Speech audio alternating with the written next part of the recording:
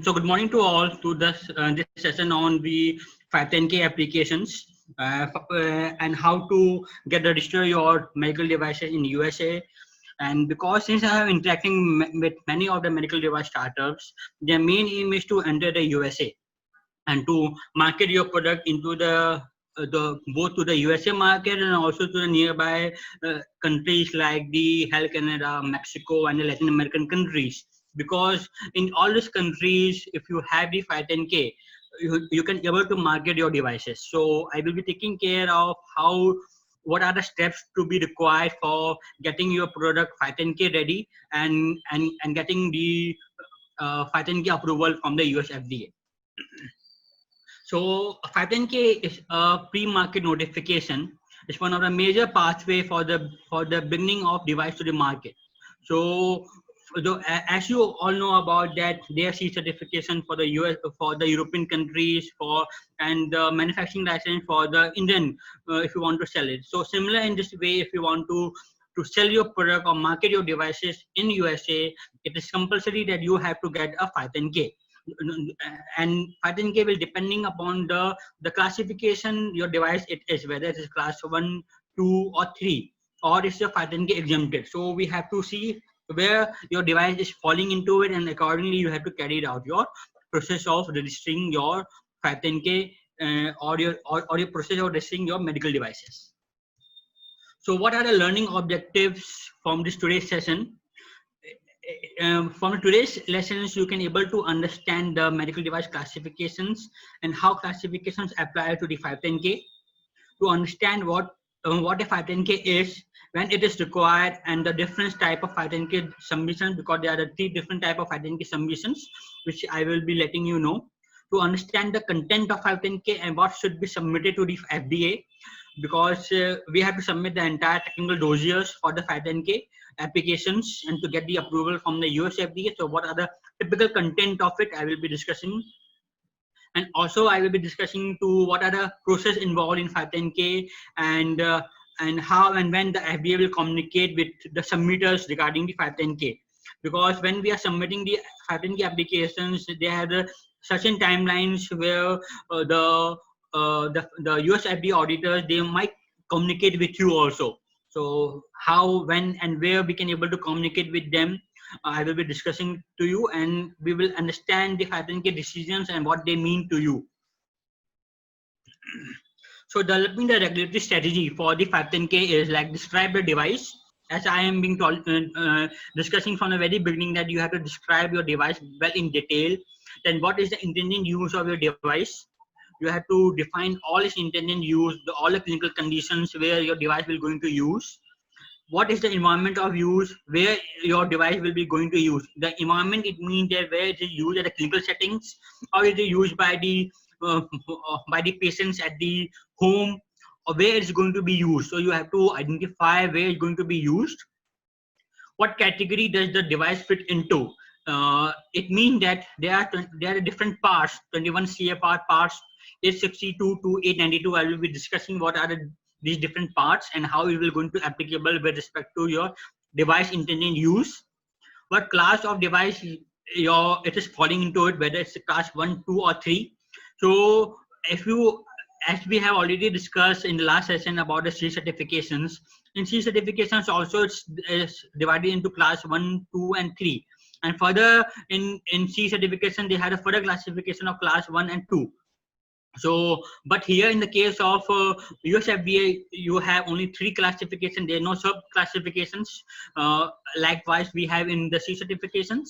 So after you have done the product classifications, what is the product code? You have to identify the correct product code. What are the submissions requirements? As any similar product are available on the market, it means any predicate device is available into your market or not. Are there any applicable standards, or what we call it a harmonized standards or the guidance document available, and which countries you are targeted? Because after getting the 510K, there are different countries you can able to target. So I will be discussing that part also. So the presentation will outline on the device classification as is related to the 510K. So the medical device classifications as per the US FDA is divided into a class 1, class 2 and class 3. As you all know, the class 1 is a low risk device which is subject to general control. Most but not all class 1 devices are exempt from pre-market notifications.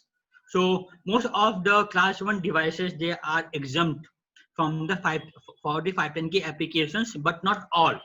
So how to identify that what class of device is exempted, I will be discussing more in detail. Then also the class 2 device is moderate risk devices, is subject to general and special controls. Most but not all class 2 devices require pre-market notifications, and class 3 devices are subject to general control and require pre-market approval. So just make it very clear, note that for class 2 I'm referring to pre-market notification, and for class 3 I am referring to pre-market approval. So these two terms are very different. Pre-market notification and pre-market approval are two different terminologies which is required. If your product is class 3, then you require a pre-market approval. If it's falling into a class 1 or class 2, you will require a pre-market notification, and you have to go for the 510K application route. Now I will be referring that there are different parts as per the CFR. CFR is called as a Code of Federal Regulations. Under Title 21 of Food and Drugs, there are different parts, starting from Part 862 to 892. 862 it talk about the clinical chemistry and toxicological devices. 864 talk about hematology and pathology devices. So depending upon the device broad intended use, suppose your device is falling under a dental device. So the CFR part which is going to be applicable to you is CFR title CFR 21/872 will going to get applicable to you, and under 872 there are a different sub part, and we call it a medical device regulatory number as per the US FDA. I will be discussing more in detail right now. So as you all know that with respect to there are different types, or what we call it a different parts which is going to get applicable to you depending upon its broader intended use. Then as we all already been discussing from the very beginning that class 1 devices, they are lower risk devices which are like the elastic bandages, examination gloves and oxygen mask. And class 2 devices are the which require the subject to control, subject to the control which include special labeling requirements, mandatory performance standards, and post-marketing surveillance requirement is very important for the class 2 devices. The example of class 2 are the power wheelchairs, infusion pumps, surgical instruments specific to the implant, and etc. And for that we require to have a 510K application submissions. Class 3 devices, as we all know, is they are the higher risk devices, and here we require a pre-market approval applications and reviewed by the outside the panel. FDA may determine that the post-market application or post-market approval applications contain sufficient valid scientific evidence to ensure that device is safe and effective for its intended use. Suppose your device is falling under class 3 and you don't have a predicate device, so it means that you have to conduct a clinical validation study in USA to prove the scientific valid evidence with respect to your device intended use. And both you have to perform the safety, efficacy, and performance requirement with respect to your devices. Some of the typical example of class 3 devices are heart valves, hearing aids, hip implants, CT scanners, lasers, computerized microscopes, cardiac stents, retinal implants, and etc. So, as I told you that once you have done the classification of your device as per class 1, 2, and 3, and you have identified what part of your device will going to use, then accordingly you have to identify the product code. So product code, they are 3-letter codes which are used by the FDA to identify and track similar medical devices. It means the similar medical devices or predicate devices, and found on most of the 510K clearance letters. You can able to find this 3-letter codes in most of the 510K clearance letters. So these are the two very typical references: medical device classification product codes. and the product classification database, I will be taking here the case studies, and I will be showing you how to further identify your product. So one of the very typical example is about the pump infusion. Here, if you can able to see that the product code which is applicable to you is FRN, and regulatory number is 880.5723. So how you can able to know that 5725 is going to applicable to you, and the device is falling under a class 2, and it is a not GMP, it is not exempted from a GMP. So here you can able to know that from the different parts which have discussed to you right now, that from 862 to 892, it is falling under the 880 general hospital and personal use device 880, and under the 880 you can able to see that 5725 is going to get applicable to you. So I will be sharing you the screen, and I will be showing to you how to do that.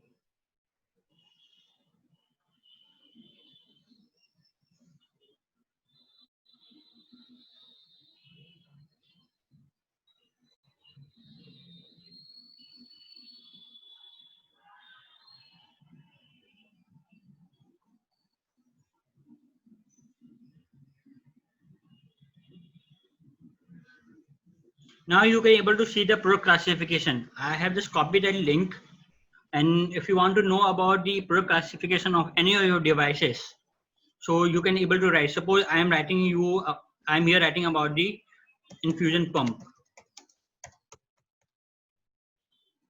and just click the search term, and here you can able to see that there are a different product code scheme. On the left hand side you can see that there are different product code, that MRZ, QFG, QJY, FRN, and FIH.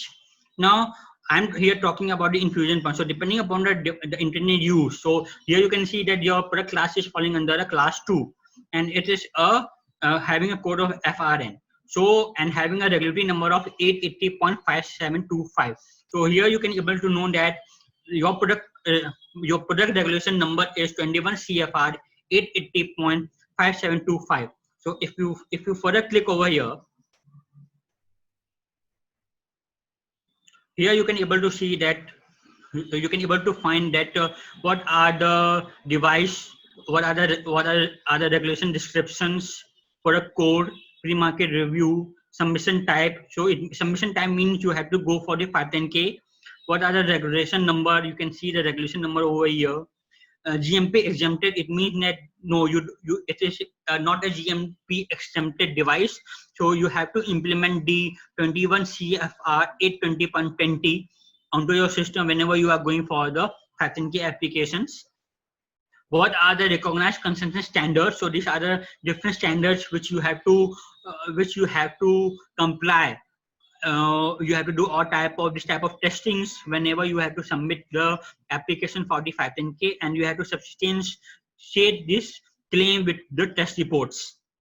Further going below, you can see that it's an implantable device. No, it's not an implantable device. It's a life sustain or support device. No, it's not a life sustain or support device. Whether it is going to be applicable for a third party review? No, it is not going to be applicable for third party. So what you mean by the third party here? The third party, it means that because of the higher load to the US FDA auditors, they have given their duties and responsibility to some of the third party reviewer who will going to review your 510K 510K application, and they will submit the report of the 510K application review to the US FDA, and on that basis they will give the judgment that whether you will whether you will be getting a 510K or not. So most of the third parties, they are only eligible for the few of the product codes. They don't have the permission to review the 510K application for the all type of devices. So they have certain categories which is mentioned by the US FDA depending upon the expertise that third party reviewer have. So accordingly you have to identify what are the product codes and what are the regulatory number with respect to your medical device it is. Now I will be moving back and then I will be showing you. Now if you can just see more about the requirement of 880.5725, you can just copy over here and you can just write 21 CFR over here and you can just check.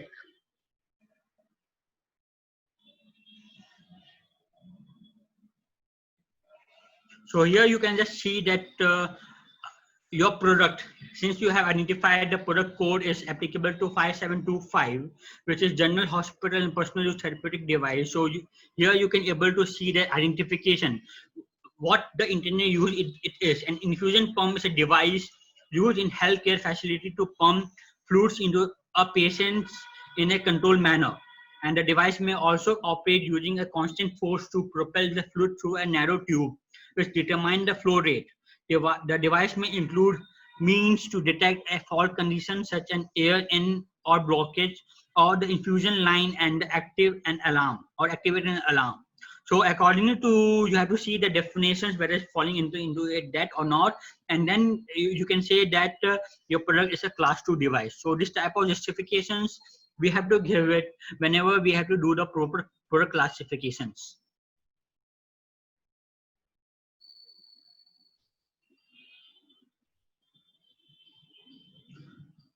Now here you have seen that the medical device classification product code.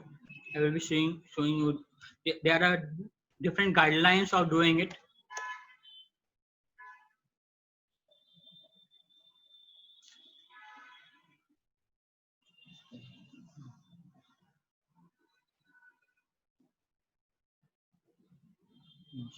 Okay.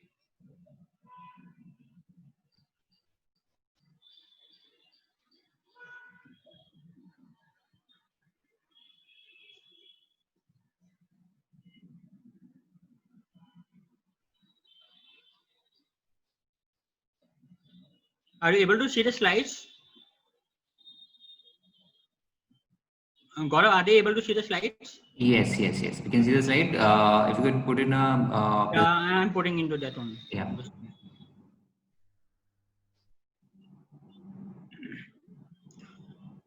So after you came to know the product classifications, product code, and the right regulatory number.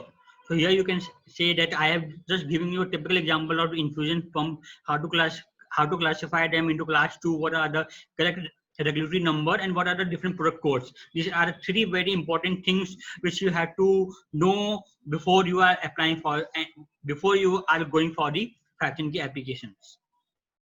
What do you do if you cannot determine the appropriate device classifications? So there's a different route called 513 G program, where with the help of that you can able to identify if you don't have a product classification or a product code with respect to your product.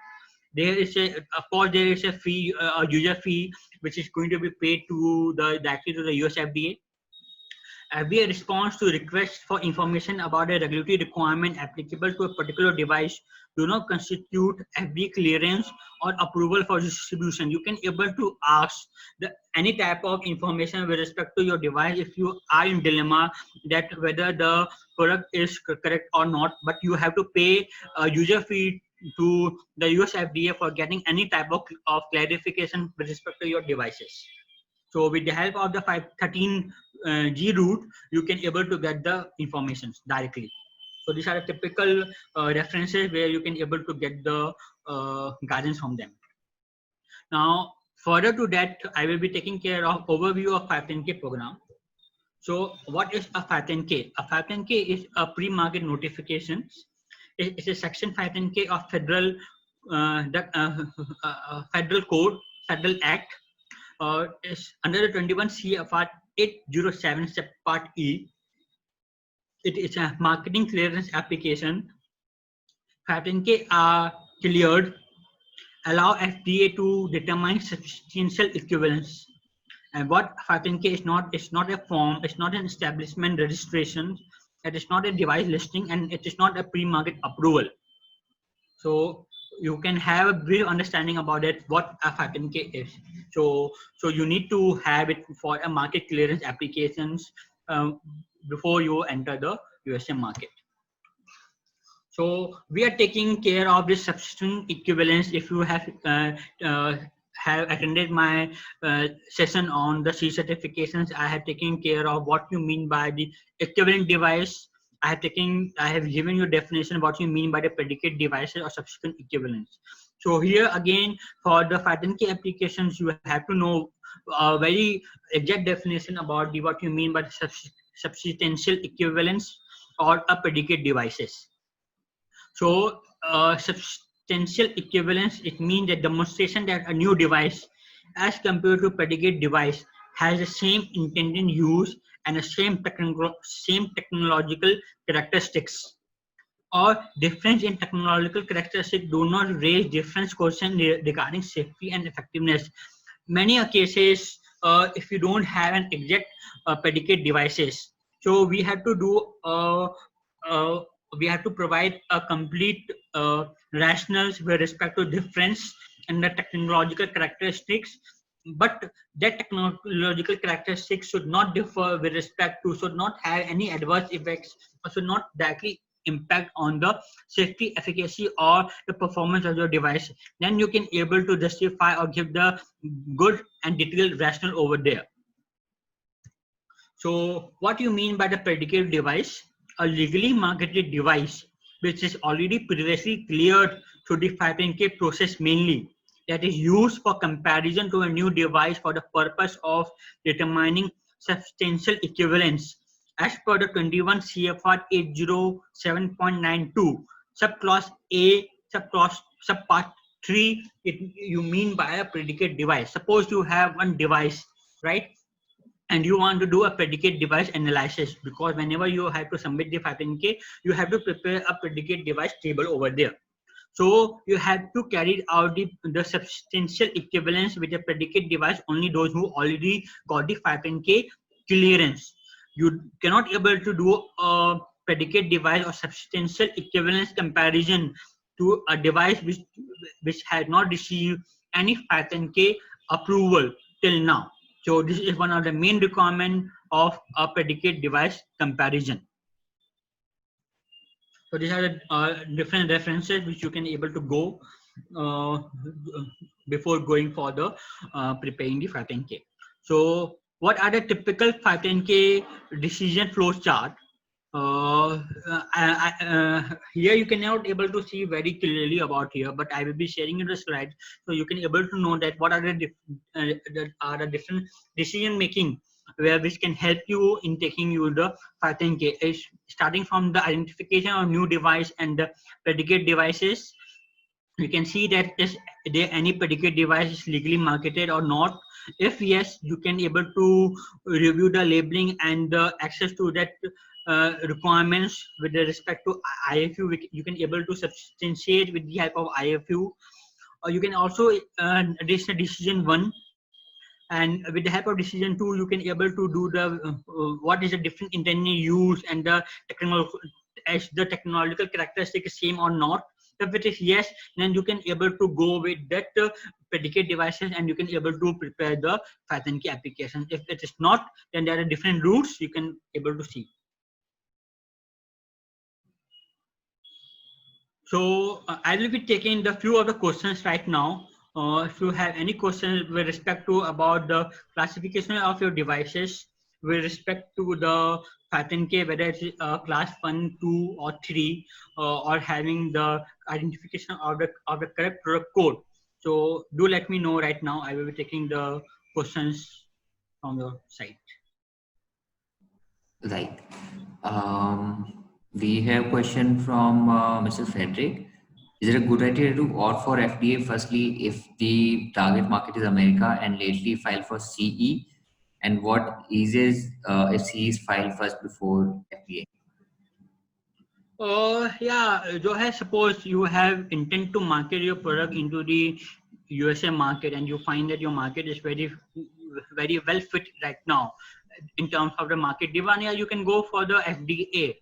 And later on you can go for the C certifications, but the timeline for getting both the FDA and C certificate is same. You have to wait approximately 6 to 9 months of timeline to get the FDA or the C certifications clear. What is if C is filed first? If you file the C certification first, so your file is already being get reviewed very thoroughly by the notified bodies over here in India. So if you can see the content of the 510K or content of CE, they are approximately 70% same. So if you are going for the C certifications, yeah, your file are getting reviewed very thoroughly, which you can able to use for the 510K application also. I hope that answers the question. Next question we have is from Mr. Manjunath. Let's say I have an innovative product. I am on the verge of applying for a patent and 510K clearance. Should I go for a patent application first or 5 FDA clearance? Yeah, in normal of the cases, then you have to go for the 510K application for the US FDA also, for the USA also. No, If, but I think the question is, should they go for the patent application first or the FDA? yeah, so in that case, you should go for the patent application first. Okay, right. We have a question from Dr. Ashok. If a product is used for cardiopulmonary resuscitation of victims of cardiac arrest, will be under which category? For the cardiology, so for the cardiopulmonary resuscitation, you have to identify the correct product code. I will just let you know about the fine what product code it will be. So I will be showing you again the how to classify it.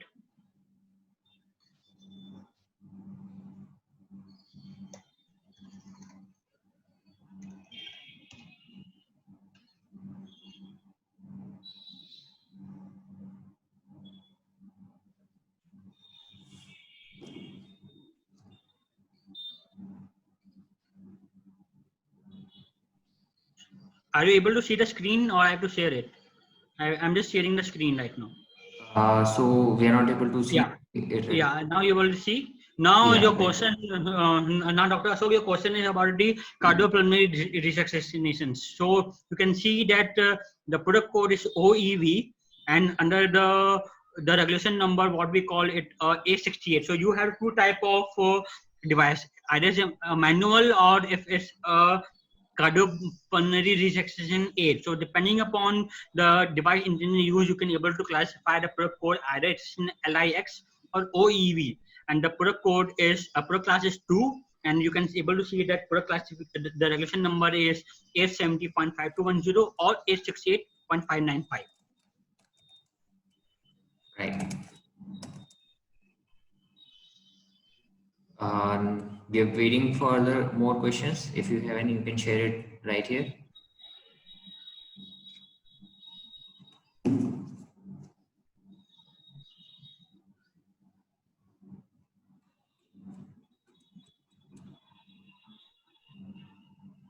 You can ask the question directly as well. You can raise your hands.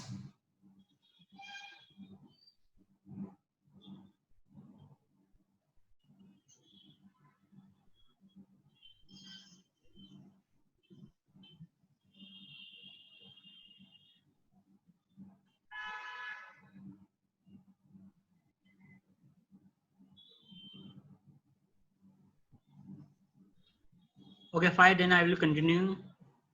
Yeah, so I have received question from Mr. Manjunath. Irrespective of the complexity of product, what is the usual time taken for the F10K clearance? I'll be taking care of the timeline later in the sections, but typically it's going to will take around 6 months to 8 months of timeline to get the 510K clearance.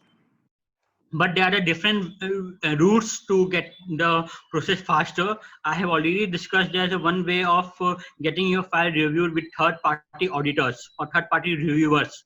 If you go with the third-party reviewer, we have to see that whether your product is fall under the permit of third-party reviewers. If it's falling under the permit of third-party reviewers, then you can able to get the 510K clearance within the timeline of 3 months to 4 months, maximum of 3 to 4 months timeline. But we have to check whether they have the permissions to review your product classification or product code or not. If they don't have, then typically it will be around 6 to 8 months of timeline. Great. We have next question from Srappa Rao. What class does an AI software product be classified into? The AI software is a class 2 device as per the US FDA. Okay. And for the AI software, there are the different guidance documents published by the US FDA to be followed with respect to the cyber security, with respect to the all type of validations you require for the softwares. The well-detailed guidance document already been released by the US FDA. Okay.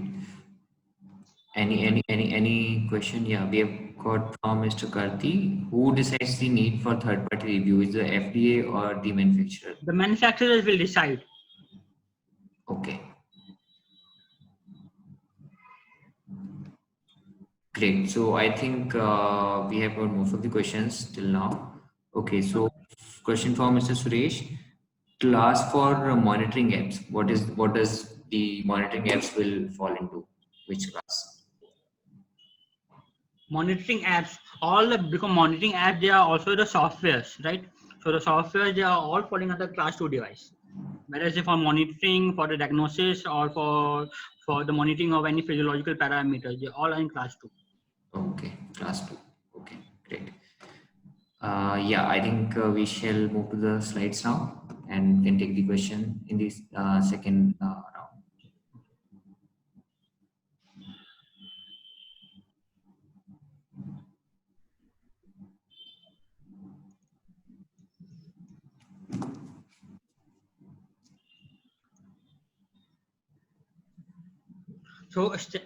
So what are the important points when you are going to establish the substantial equivalence? There are decision points from the flowchart I have taken. Is the predicate device legally marketed? Do the device has the same intended use? Has the same technological characteristics? Do the different technological characteristics of a device raise different questions of the safety and effectiveness? Or are the methods acceptable, or do the data demonstrate substantial equivalence? So these are the typical things which you have to check before you are going for the substantial equivalence with the help of predicate devices. When is a 510K is typically required? On what circumstances you can able to go for the 510K? When you are introducing a device to the market for the first time, changing the indication for use of a previously cleared device. If you are also changing the indication of your device, which you have also which has received the 510K, or you are increasing the scope of indication or its purview, so also you have to again apply for the 510K. Making any significant change on modifications to a previously cleared device, if you are changing any significant change which has a directly impact on the safety, efficacy, or performance of your device, in this circumstances, you have to typically again go for the 510K application. So make sure that whatever version of your devices you are going for the 510K is the final version, and no further modification is expected, and approximately around 2 to 3 years of timeline. So you can able to market your device, because getting a 510K clearance is a time-taking process and also involve a lot of cost. Typically cost of a 510K from the US FDA is very high. As per right now, I will be discussing what are typical cost. Right now the cost of 510K of the US FDA is ranging from around $8,000 to $12,000. So there are a lot of costs involved into it. So being a startup company, making sure that whatever the models or the or the versions of your device you would like to go for the 510K. They are the final versions and not any modifications you are expecting in the near future. So what are the type of 510K submissions? There are typically 3 type of 510K submissions which any of the manufacturers they can go for it. The first, and which is very commonly used by the most of the companies, they are traditional 510K. What are the requirements for the traditional 510K applications? They are discussed and written well in detail under the 21 CFR 807.87 requirements. It relies mostly on a demonstration of substantial equivalence.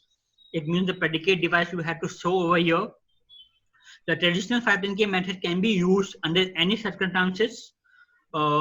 It can be, you can able to use, because this is the first choice of any of the medical device companies to use the traditional 510K, and there are certain requirements which you have to prepare, certain documentation requirement which you have to fulfill. So you can apply directly to the US FDA or to the third party reviewer for getting the 510K applications done.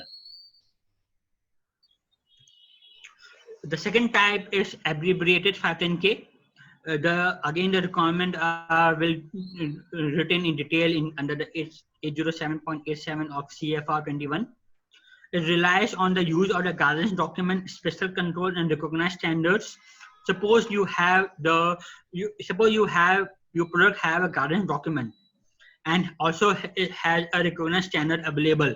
So you can able to use an abbreviated 510K where you don't have to prepare the entire 510K dossiers, and with the help of test reports or the guidance document submissions, if you comply with this guidance document or recognized standard, you can able to apply for the abbreviated 510K.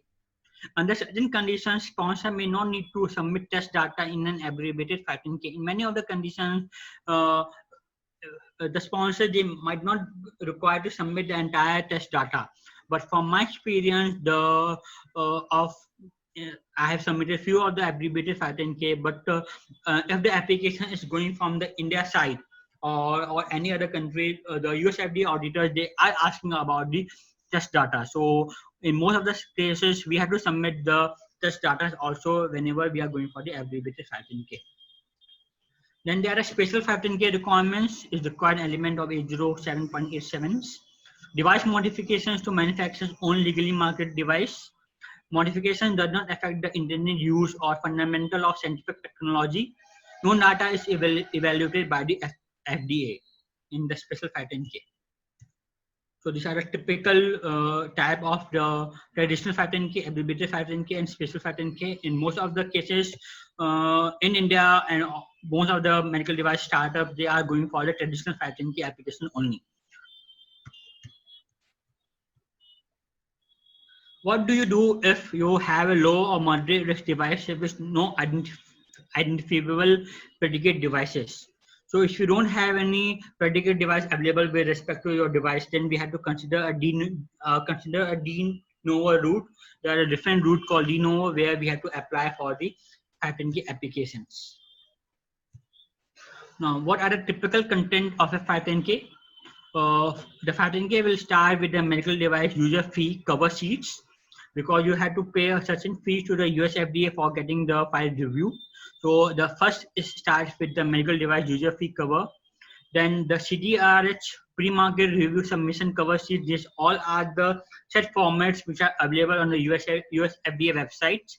Then we have to prepare a 510K cover letter, indication for use statements, 510K summary statement, truthful and accuracy statement, because this statement is very important, because whenever we are submitting any document to the USA FDA, they are asking that whether the data which you are submitting is accurate and you don't doing any forgery in terms of submission of any of the document.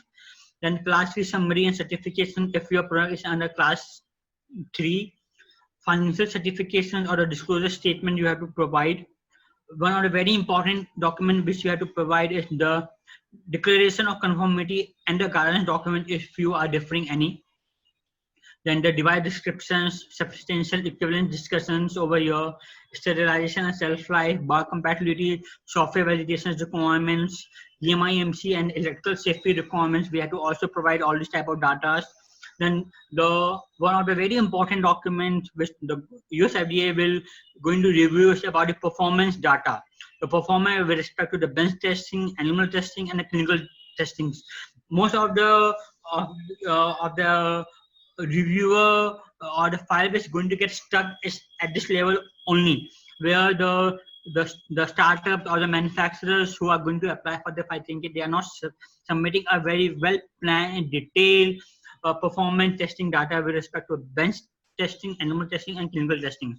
So any of the startups who are going for the 510K, make ensure that you have all this performance testing data in detail ready with you. So intended use and indication for use.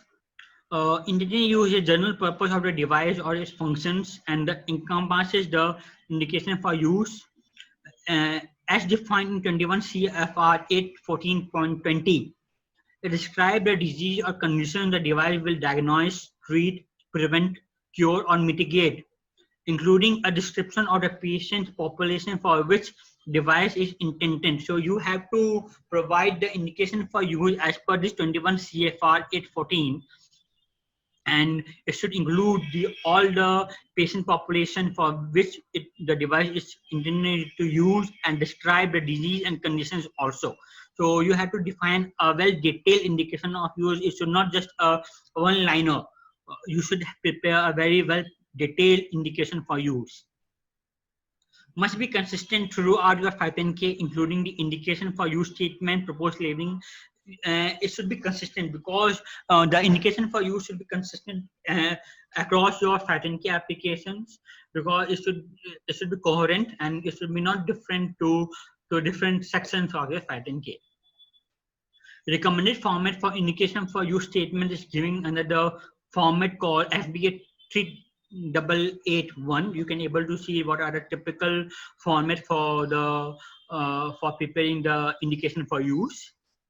Identify prescription use and or the over-the-counter use. You can able to identify with this form 3881 whether it's you going to use a prescription medical devices or over-the-counter use devices.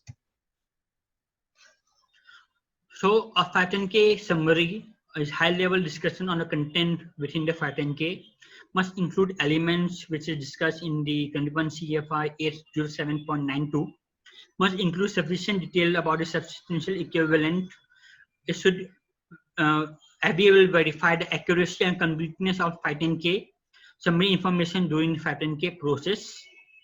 The guidance document of the 510K program evaluating the substantial equivalence pre-market notification appendix P.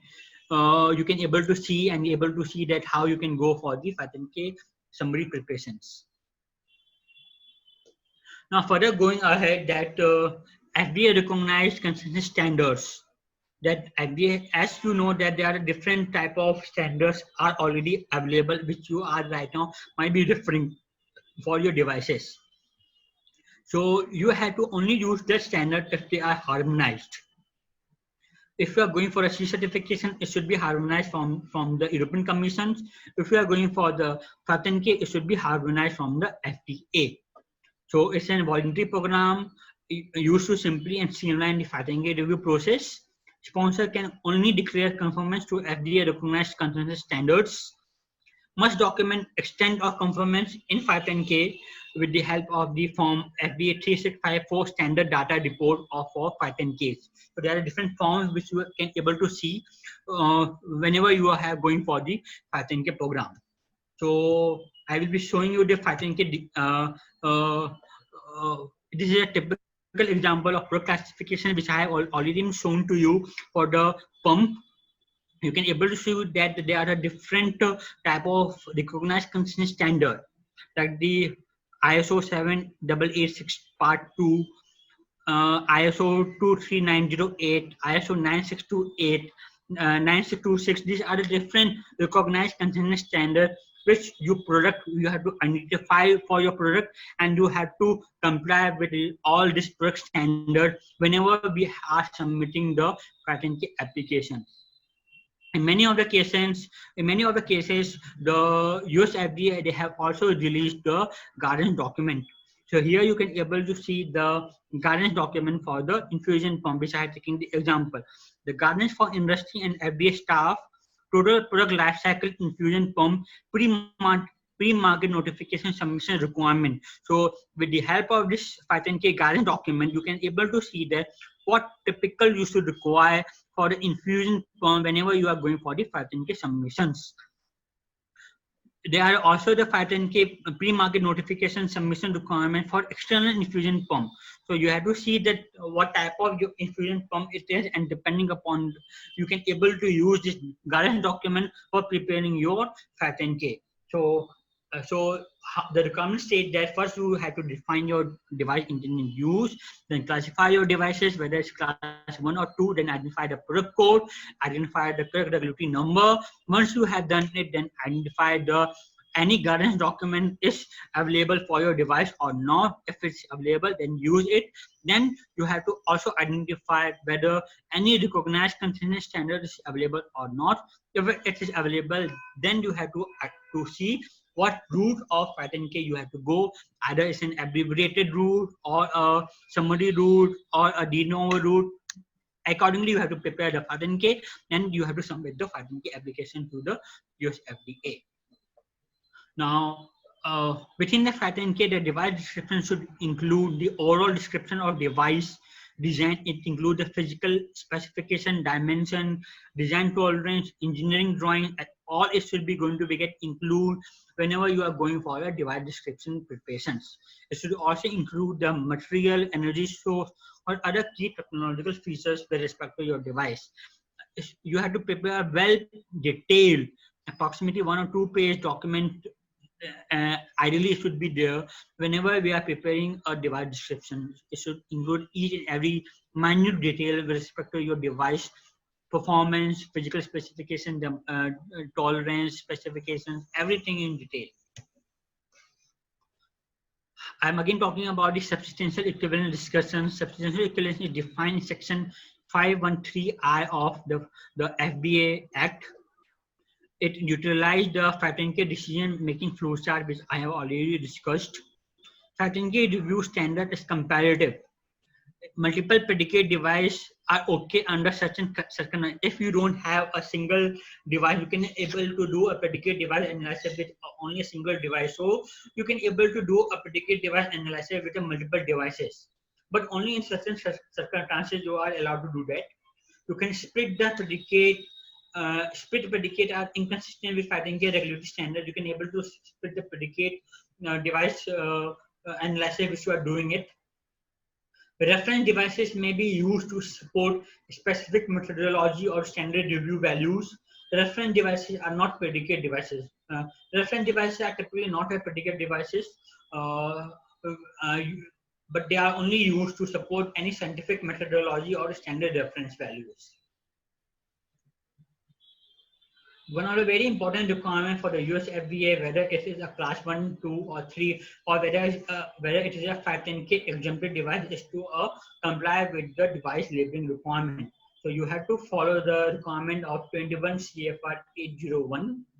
Copies of all the proposed labeling, packaging insert, service manuals, instruction for use, advertising, or promotional material should comply with this requirement. The direction for use should include a specific intended use statement, and any warning, contraindication, or labeling should be included into it. Labeling submitted should be a final draft. It should be a final draft. You cannot be able to do any further changes once you got a 510K application or 510K number.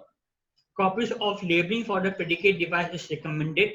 You can able to use the labeling of any predicate devices. And introduction to the medical device labeling is discussed already in the link which I have provided to you. As I have already discussed that whenever we are submitting the 510K, the performance data is very important, and the most of the non-conformities or the time-taking process is over here only, because if you are not able to convince the US FDA auditors with respect to your bench testing or animal testing or clinical performance, they might get able to reject your application also. So necessary performance tests depend upon the complexity of your device and intended use. You can use consider the 510K FDA 510K guidance document if it is available for your device. Consider comparative testing to demonstrate substantial equivalence. You can also include test methods, acceptance criteria, and test result for the review. For the clinical performance data, not all 510K require clinical data.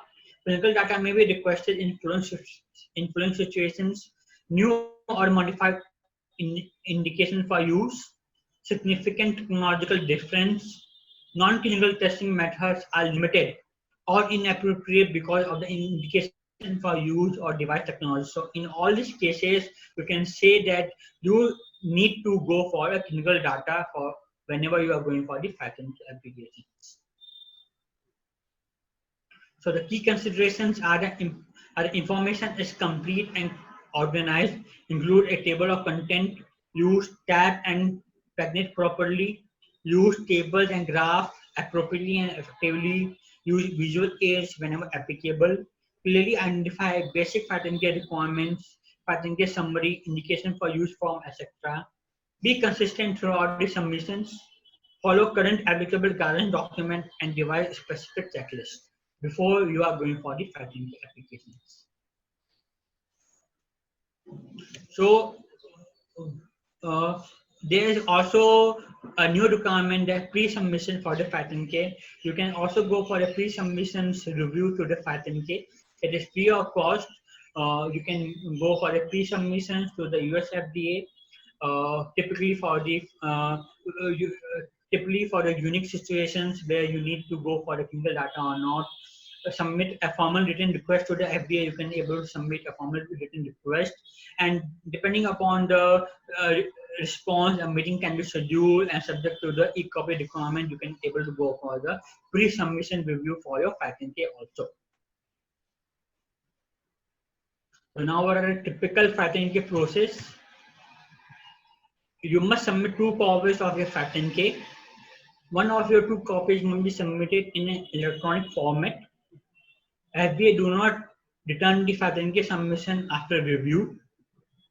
Where do you mail your 510K? There are the different email which is available depending upon the type of your devices falling under into it.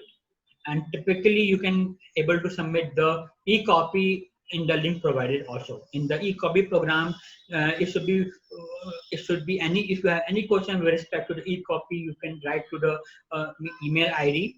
For the e-copy, there are various software which are currently available where you can able to convert your entire 510K submission into the e-copy, and then that e-copy you can able to submit directly to this e-submissions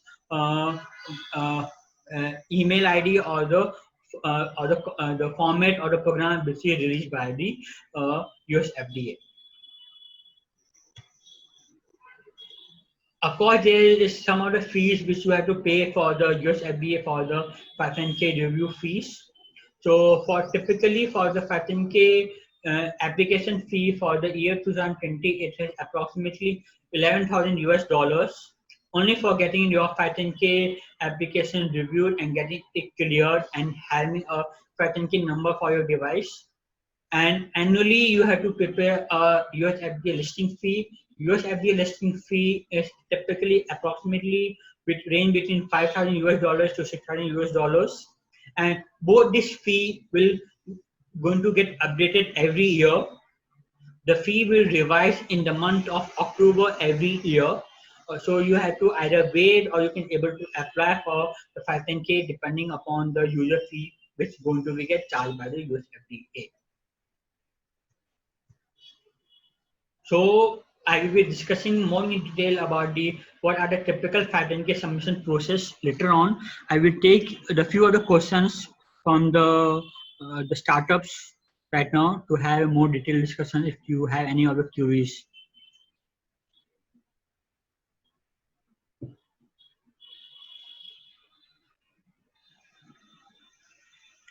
Yeah, Gaurav, I will take the questions right now.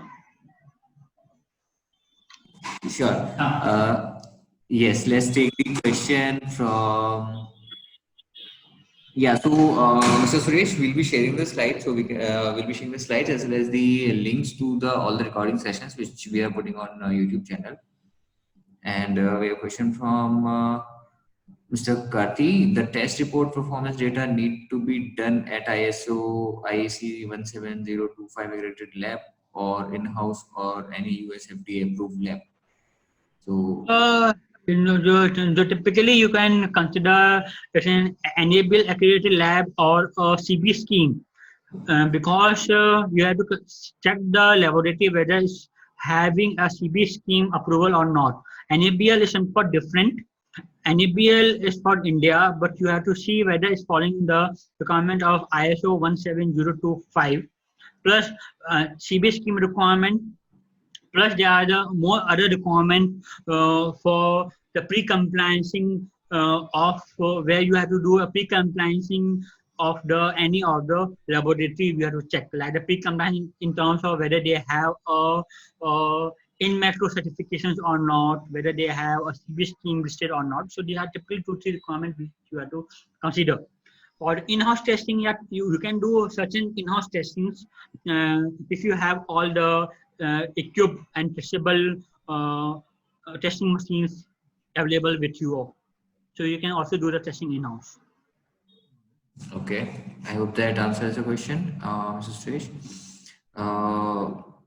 Yeah, so we have questions. Though EMI, EMC test results are done in NABL. Okay, so we have answered this question, right?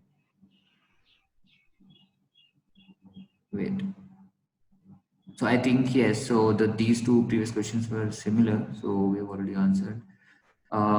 Question from Mr. Manjunath. What is the class of medical software radiology image processing product in case of CTA, MRI, and radiation oncology software? Yeah, medical device software, they all are into a class 2. Okay.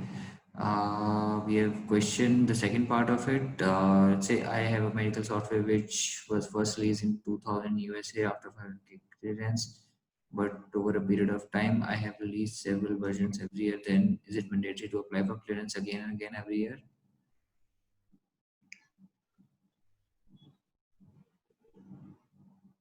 So yeah. So basically, Mr. Manjunath is asking if there is any. No, you are updating the version. There's a software version like all the Apple, and they had the upgradation of the software.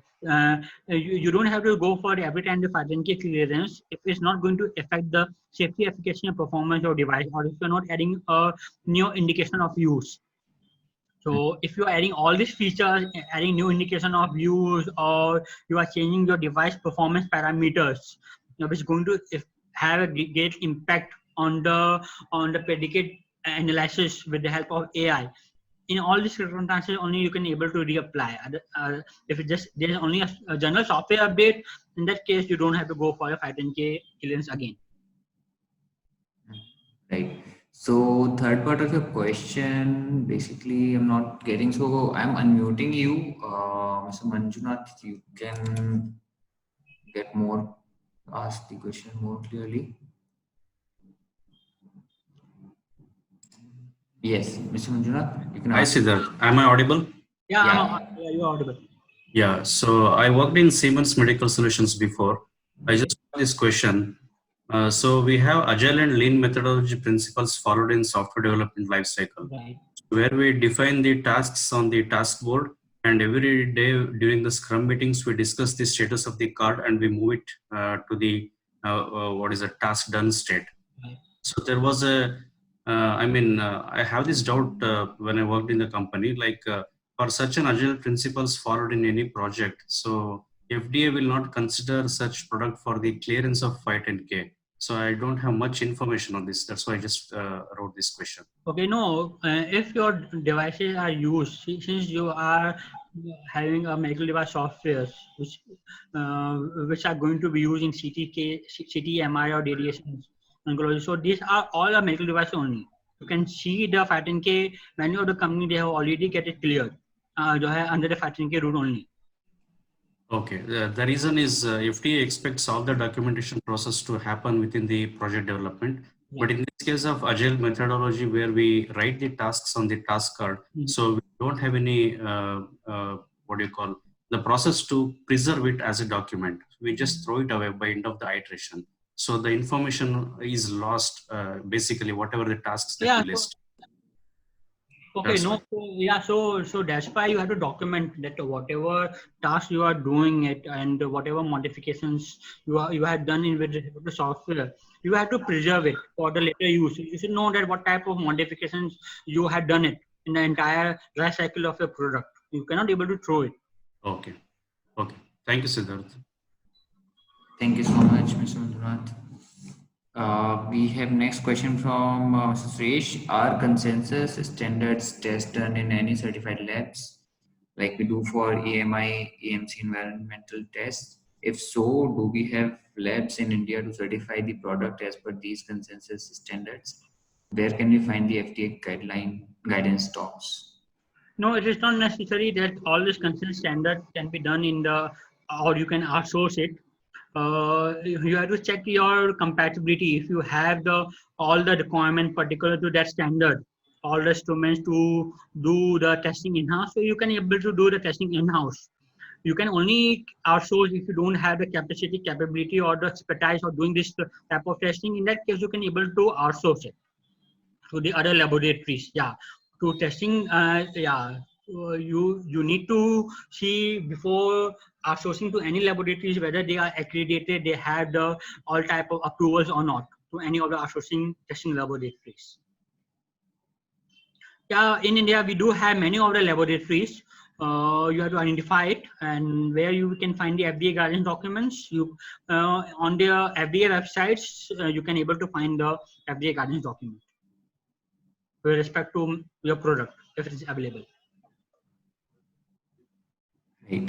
We have a question from Dr. Ashok. How a clinical study be done in USA for certain categories of product? Yeah, for the USA, then you have to follow all the, like in India, there's Indian clinical trial tool requirement for carrying out the clinical studies. So in a similar way, USA had a different requirement of clinical studies or clinical trial.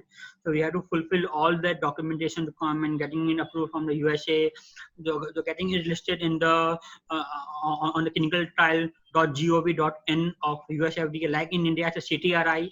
In USA, it is, we call it a clinical trial.gov. So you have to get listed over there, and then again all the feasibility studies and everything will going to get started. So in a similar way which we are doing in India, in a similar way we have to follow the requirement of US FDA for the clinical trials. Right. We have a question from Mr. Frederick. How do we define a change or the indication of use in the plan? How you can define the change indication of use? What the question is? Yeah, so basically if there is any change in the indication of the use in the device, or just like the question from Mr. Manjunath, so he was asking if there's changes in software, or let's say significant changes. So is there the need to file for another FDA? If there's change in indication of use, suppose you have initially you put the indication only for the wound healing, and now you are putting the one more indication which initially for the initial 510K application you have not put it. So whenever we are going for the 510K submission, you have to do a predicate device analysis. So that predicate device analysis for that particular indication of use, you have not considered it. So either you have changed the indication of use, or you have enhanced your product performance that your device is now going to use also for the cardiology. Now it is also going to use for the pulmonology. So you are adding one more indication. So you have to provide that data with respect to that indications for the 510K. Okay. Yeah, so question from Dr. Ashok. Clinical study in respect of medical device required for 510K. So in many of the cases, the clinical studies, they are not required if you are having a predicate device with you. If you don't have any predicate devices, then I already talked about that with the help of de novo, you can able to do that. Only in the cases of PMA, which is for the higher class 3 devices, we are required to go for a clinical study for the USA. Typically, with the help of predicate devices, we can able to justify that there is no need for conducting a clinical study in USA. I hope that answers your question, Dr. Ashok. There is one more question which we have left. Which class does a PPG device falls into? From Okay. Bias. What is PPG? Wait, I think yes, we left from Shivashish Pandas. Yeah. So Shivashish, I am just unmuting you. You can ask your question. Yeah. So it's a photoplethysmography device. It's like the smartwatches that we wear on our hands. So what class those belongs to? They all are into the class 2 because it's helping in monitoring and diagnostic of your all the vital physiological parameters. So if Okay. you see the classification route of which I have shown you, you can write you can find the predicate devices. Is your device functioning as same as at the Apple smartwatch? Kind of, sir. Yeah, so it's a class 2 device. Thank you. Thank you, Shivashish. Because Apple smartwatch has recently got the clearance from 510K under the medical devices also for the because that Apple smartwatch they are helping in monitoring of all the vital physiological parameters like the SpO2 and the heartbeats and everything. Right. So any more questions we have?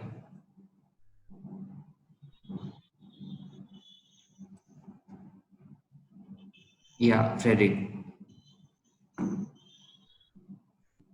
Sure, I'll unmute you.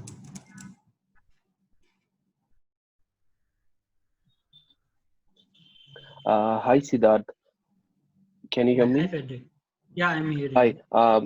So, on what basis do we choose or opt the review panel? For example, if the intended use of device is review panel, because I see there are certain specialities of medicine, saying like anesthesiology, general hospital immunology. When you are talking about the product classification from the FDA website, I see we can choose any specialty of whichever devices.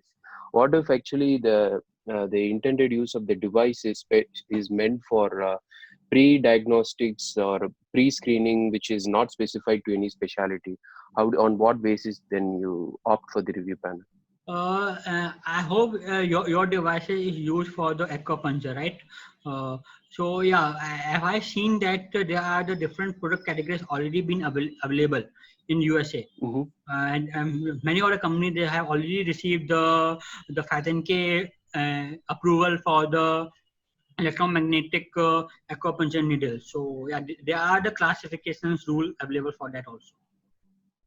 No, but we also spoke a little bit on this actually on the measurement of energy. Right. Now these the same device or the other part of the sub device can also be used for pre-screening of some other diseases based on the organ. Right. So then it is not meant for acupuncture, where it is meant as a pre-screening device for other specialties as well.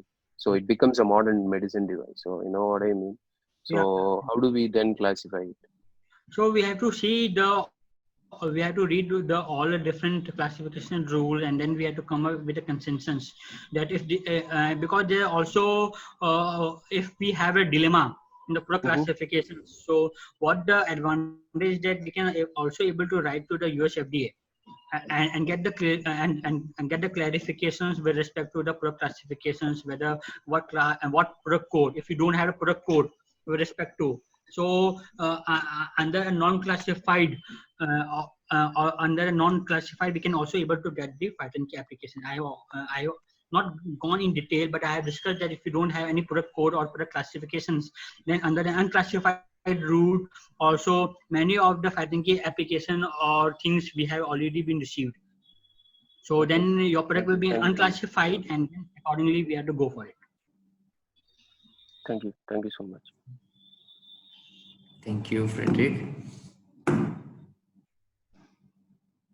Yeah, we can take questions on that. Can just put in the chat box or raise hands.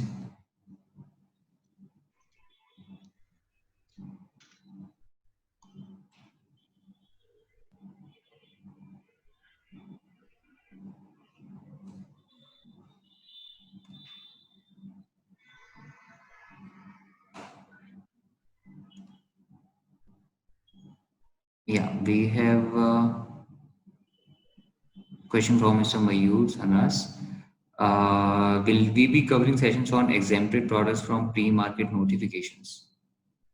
Yeah, I will be showing you the what are the different pre-exempted products as per the new classifications, because in the month of February, what the US FDA had done, that they have exempted more than 200 devices for the 510K, and they have now be exempted. Many of the class 1 and class 2 now they are pre-exempted, are exempted for the 510K. So I will be showing you the entire table, what devices are pre-exempted and how to go for the 510K of the pre-exempted. Right.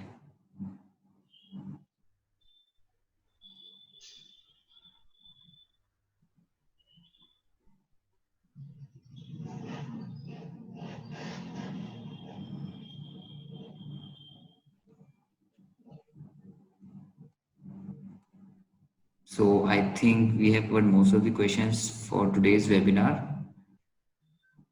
If there are any questions, just you can just write now here.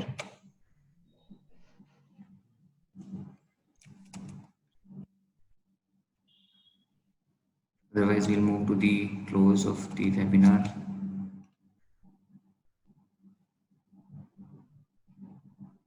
So what does the classified mean in device class?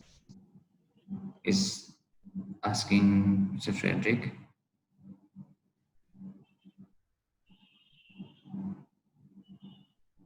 What the question is?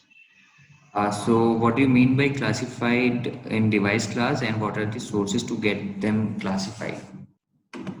Classified. Yeah. What do you mean by the classified? The classification rules only, na?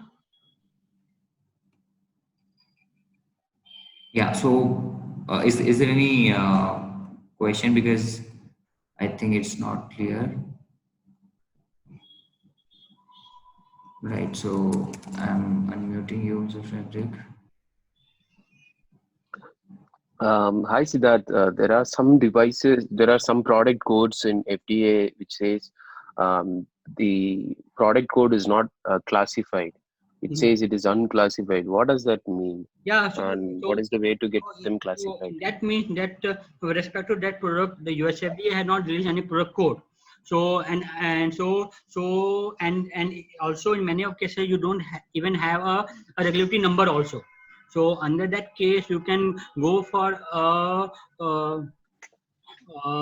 same route of 510K, but you don't have any product code or the product classification or what we call it a regulatory number for your devices. So we have to write to the notified to the US FDA that with respect to our product, there is no any code available or there is no any regulatory numbers available. So we are applying in such a way. Does that affect the timeline? Is it going to take us more time if it is not classified? No, typically it will not going to take any more timeline. Okay. The US FDA, they are very quick in the. Thank you, Siddharth.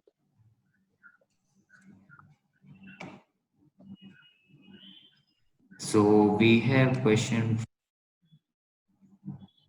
Yeah. So Somnath, I'm just unmuting you. Yeah. Yeah. So Somnath. Hello, Somnath. Can you hear me? Hello. Yeah, you can ask the question.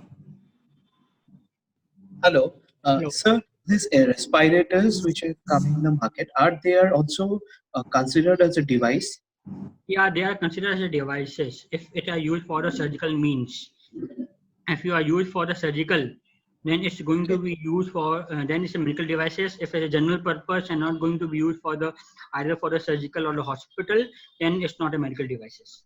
So if my mask is specifically made for the healthcare workers so that they can work with for very long time, especially doctors and then you healthcare workers, so can this come into a category of device? Yeah, it's coming on the category of device. Sir, can you give me any idea like which category of device are into it? Which category of device is falling under into it? So it's falling under the category of surgical mask and apparels. It's coming under the surgical textile apparels. Okay. Thank you, sir. And they have a different product code for that. Okay, sir. Thank you so much. Thank you. Somnath, yeah.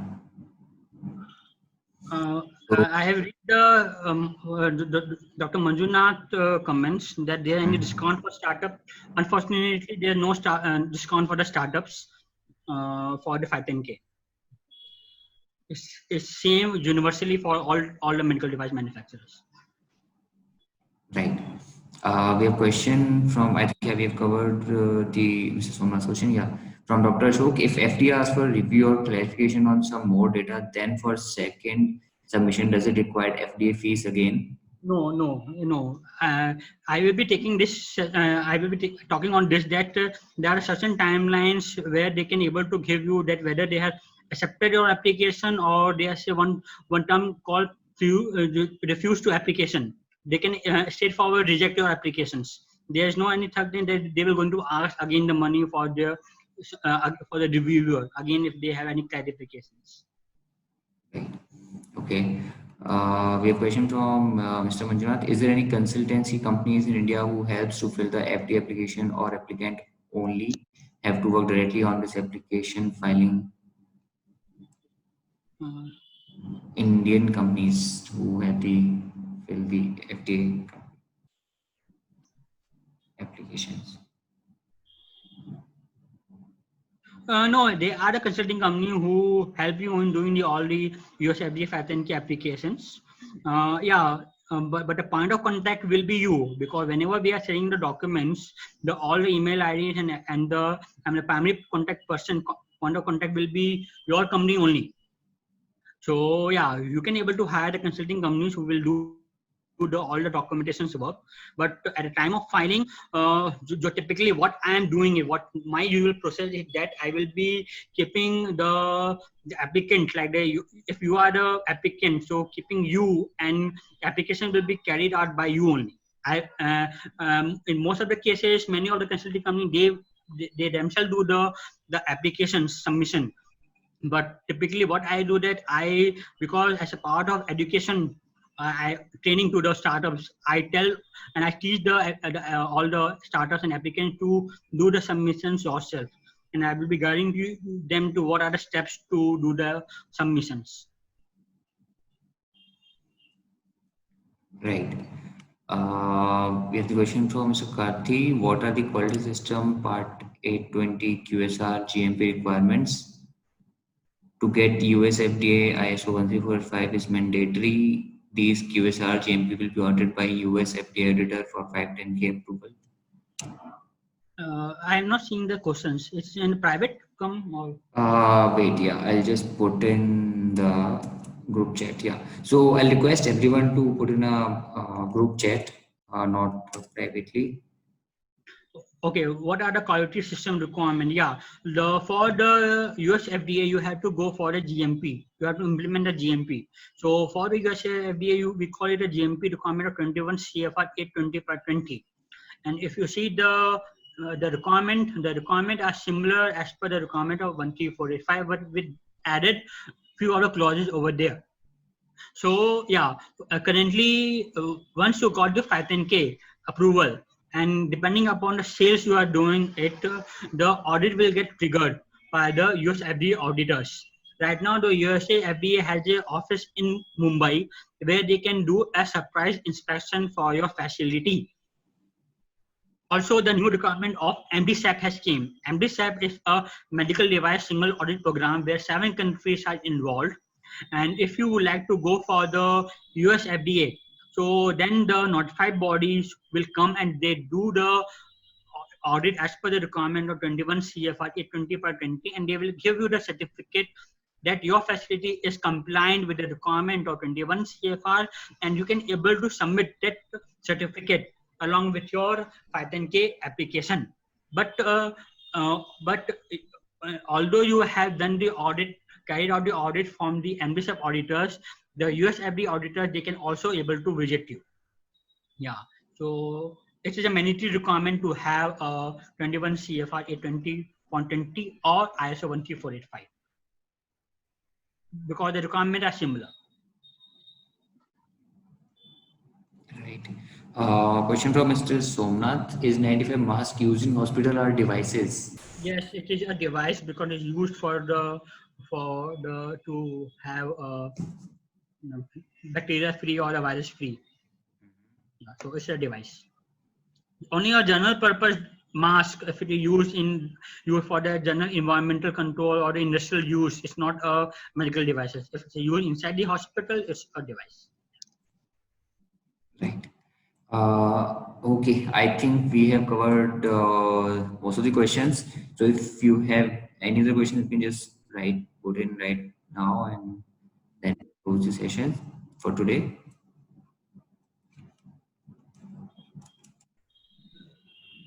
And I'm also putting the link for the feedback form here.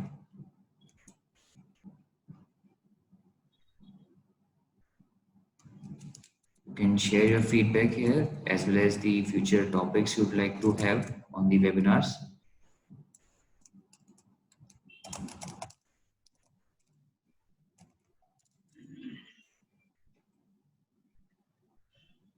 And we have the next webinar on Wednesday.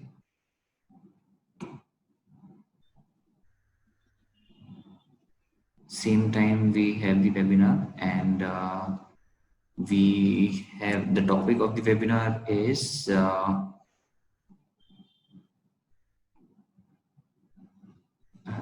We are talking on the PPE requirements for the C certificate. What is the requirement for the PPE? right. Like to sell your product PPE in India or US or Europe. So what are the typical requirements for doing it? Yeah, certification requirements for PPE, and you have questions regarding that, so you should attend the next webinar. So yeah, you can register for the webinar, or you can join the session by using the same link, so through which you have registered today. Join the session today. And thank you so much for joining. Thank you so much, everyone. Thank you so much, Mr. Siddharth, for the informative session. And yeah, take care, everyone, and share the feedback with us. Okay. Yeah. So I will be taking now on the 510K submission process. Yeah. So if you can see from the table right now that the typical timeline which is mentioned by the USFDA is around from day 1 to day 100. It's a typical timeline which is they have mentioned for getting the 510K. It starts from the 510K receive 510K submissions. By day 7, they send the acknowledgement letter. By day 15, they conduct the acceptance review with the help of the substantial review or place the RTA hold. Also conduct the what we call FDA conduct the substantial review with respect to the 510K by day 60, and by day 90 FDA sends final MD UFA decisions on the 510K whether they are going to give you the 510K number or not. So I will be discussing more in detail right now.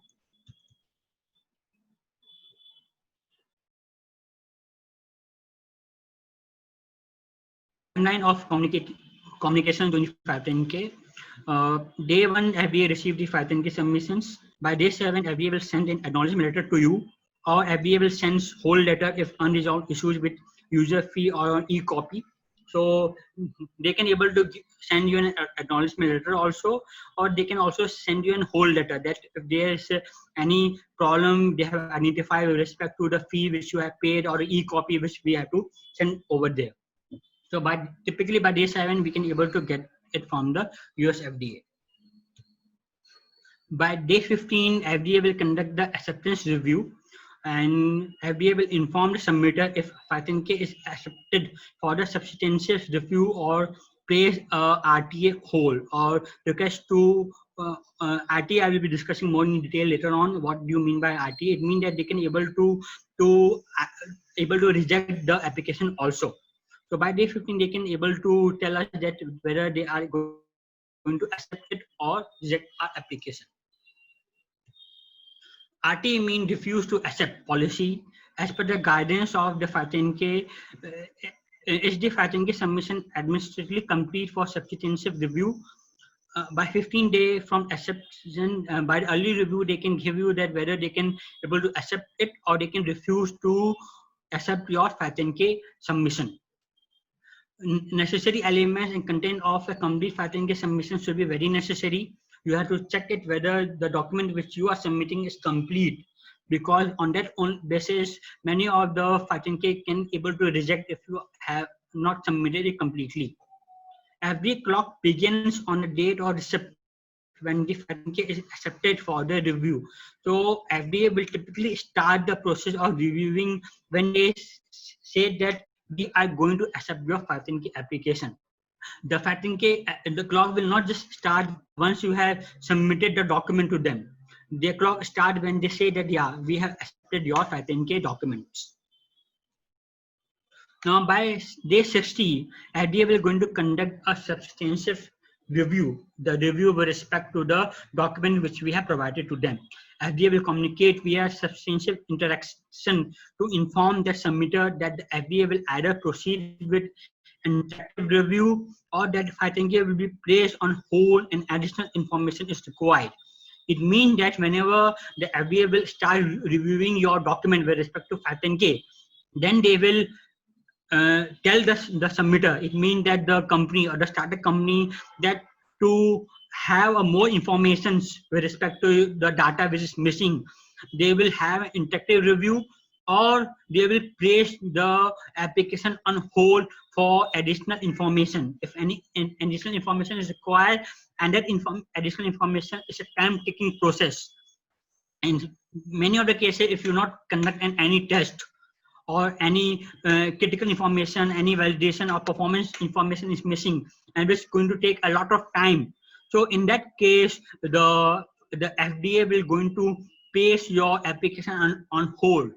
And in many of the cases where they need only clarification of certain documents or certain data, in that case, an interactive review is happening with either with the help of a link which is provided by the FDA, where a face-to-face meeting will going to be taking place with the FDA auditor and your company, and you have to resolve all the queries raised by the FDA during the interactive meeting or interactive review.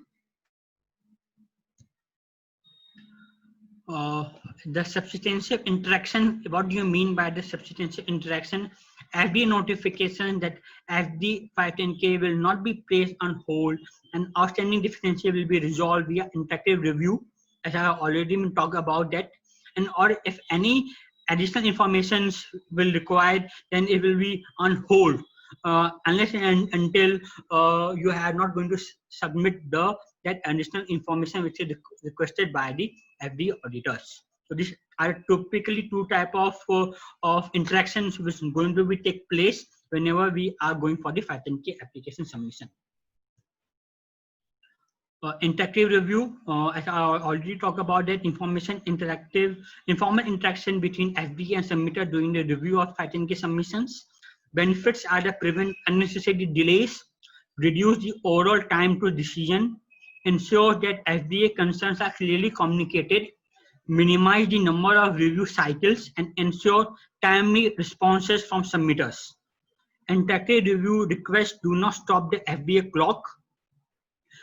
Note, interactive review correspondence is not subject to e-copy requirements unless submitted through the document control center.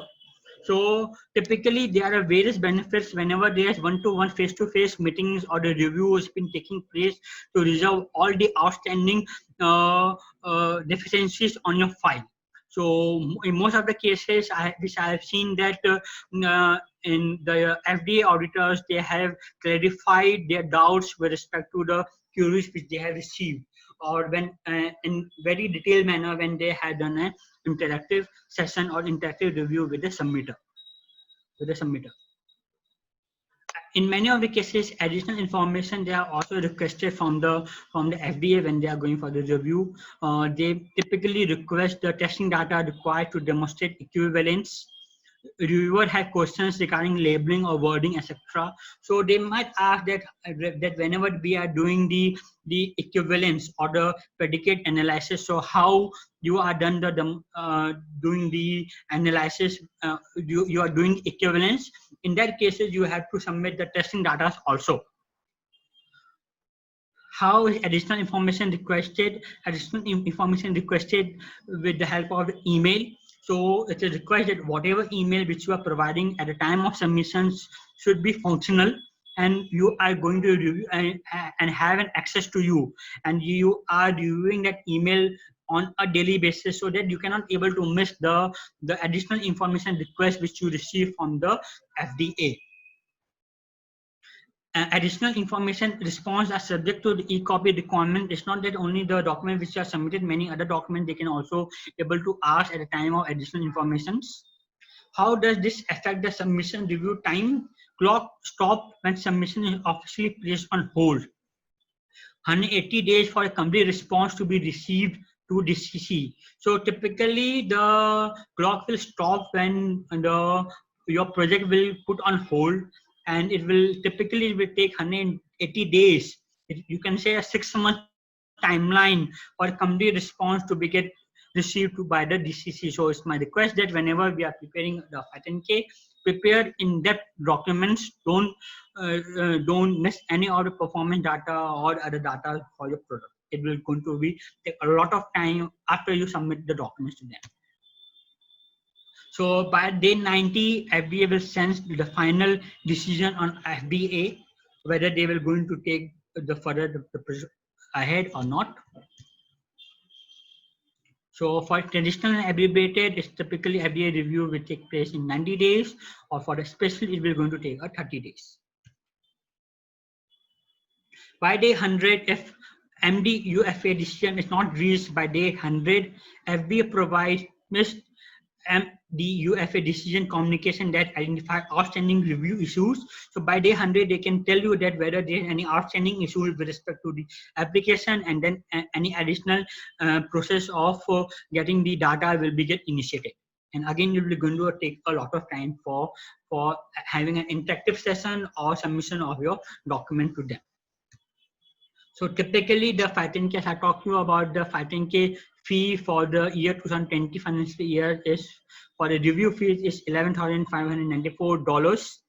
After you got the 510K clearance, the annual fee, what we call it annual FDA establishment registration fee, is US dollar $5,236. And also whenever you are going for the 510K, you have to appoint an USA agent. For a typical US agent fee for per year will charge it between $800 to $1,200. So depending upon that, there are various US agents available. Accordingly, you can able to identify the US agent and you can appoint them as the US agents. And the role of US agent will be that they will be the point of contact between you and the US FDA. So directly you can, in many of the cases, you are not directly able to contact. So US agent will help you in getting getting in contact with the US FDA auditors, or whenever there is any major adverse event or product recall is going to happen, then US agents will going to be your main role or main stakeholders who will be helping you in doing the all type of product safety update reports or product recall, issuing the advisory notice to the USA. So 510K decision will be based on what we call it a substantial equivalent decision, device to market, or where is no any substantial equivalent product is available. Then resubmit another 510K with new data. PMA, de novo rule, or reclassification petition should be done to the US FDA directly. Why might you receive an SE or non-substantial equivalent decisions? There is no predicate device available. Your device has a new intended use. Your device has different technological characteristics compared to the predicate devices and raise different questions regarding safety and efficacy and performance of your devices. You did not demonstrate that your device is at least as safe and effective as the predicate devices. So in all these circumstances, you can able to receive an SE decision from the US FDA. So before submission of FRNK, kindly prepare your predicate device analysis in detail. What happened after a device is cleared? The following are posted on the 510K public 510K database: the substantial equivalence letter, indication for use, and 510K summary will get itself listed to the US FDA website once you got the 510K or once you have got the 510K clearance from the US FDA. So typical summary that the appropriate classification for device will indicate whether or not 510K is clearance required. 510K should contain all the content necessary to demonstrate the safety and effectiveness of your device. The 510K review standard is comparative. Substantial equivalence must be demonstrated for a new device compared to a legally marketed predicate devices. 510K will communicate with submitter's device during the review of the 510K based on specified performance goals. And 510K which is found substantially equivalent, can then be legally marketed in the USA market. Thank you. If you have any further questions, I will be taking care right now.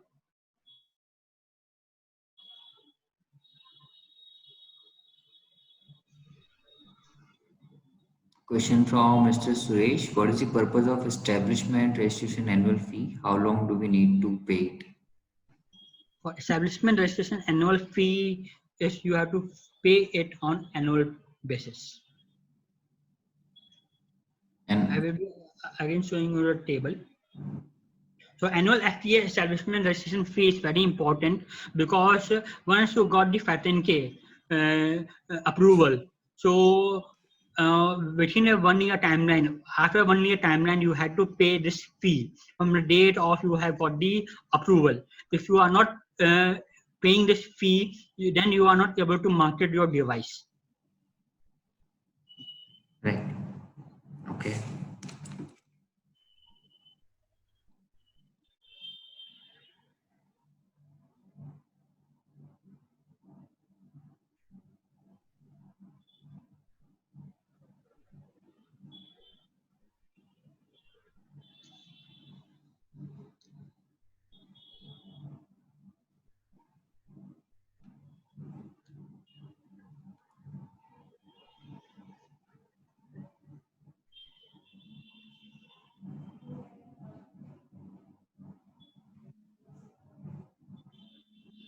Any more questions?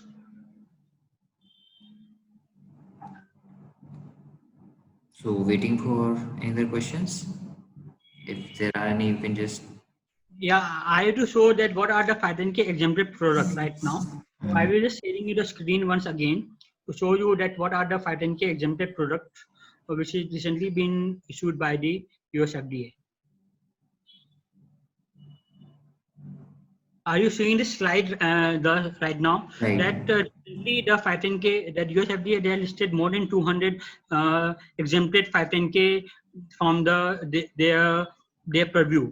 So you can able to see that class 1 and class 2 which are exempted from device. So you have to again see that what are the parts which is going to get applicable to you, and then accordingly you have to as the part of the 510K exempted, you have to only pay the establishment registration fee. There is no requirement to pay for what we call it a review fee, because there is no file which is going to be reviewed by the US FDA.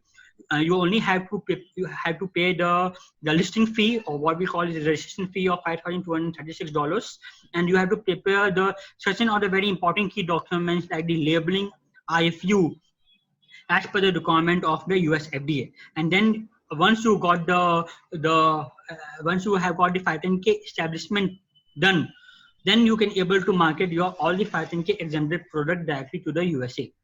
and you can able to get the 510K exempted approval from the US FDA within a timeline of maximum 20 days. You can able to get it. From day 0 to day 20, you can able to get the approval from the US FDA for all your 510K exempted products.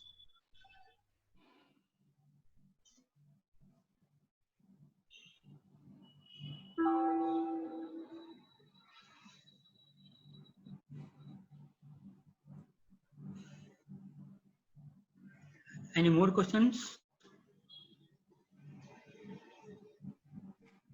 So I think we have covered most of the questions now, and yeah, we can close the session for today. Okay. If we have any other questions, so you can just put right away. Yeah, exemption is for fee only. So what do you? I'm unmuting you, Dr. Shok, so you can ask the question.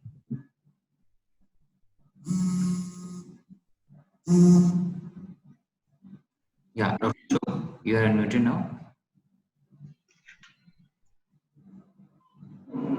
Hello. Hi, Dr. Guru. Hi, Dr. Ashok. Hello. Hello. Yeah. Dr. Shok, can you hear me? Hello.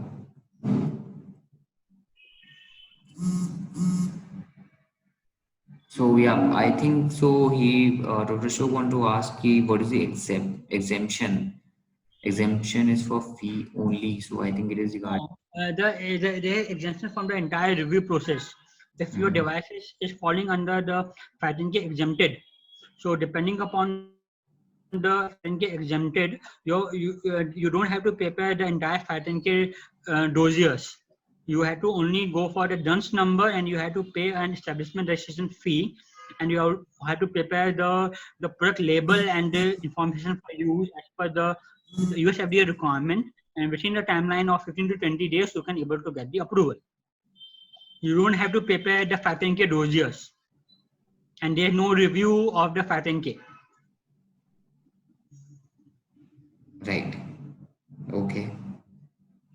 Okay. So I think we have covered most of the questions now, and we can end the session for today. Thank you so much for joining, and do share your feedback here. I'm sharing the link in the group chat, and yeah, would love to have you on the next session, which is on PP certification, certification requirements of PP. And yeah, thank you so much. Yeah. Okay. Thank you all. Yeah, stay safe. So today's the lockdown which has been lifted. So I'll just suggest everyone to only go outdoors when it is urgent and necessary and required. Only in those cases. Yeah. So next session will be on Wednesday, 11:30 to 1:30. The link will be same. You can join using the same link. If you have already registered, so you don't need to register. You can just join using the same link. Sure. So thank you so much, Siddharth sir, and let's see you at the next webinar. Thank you, Prabha.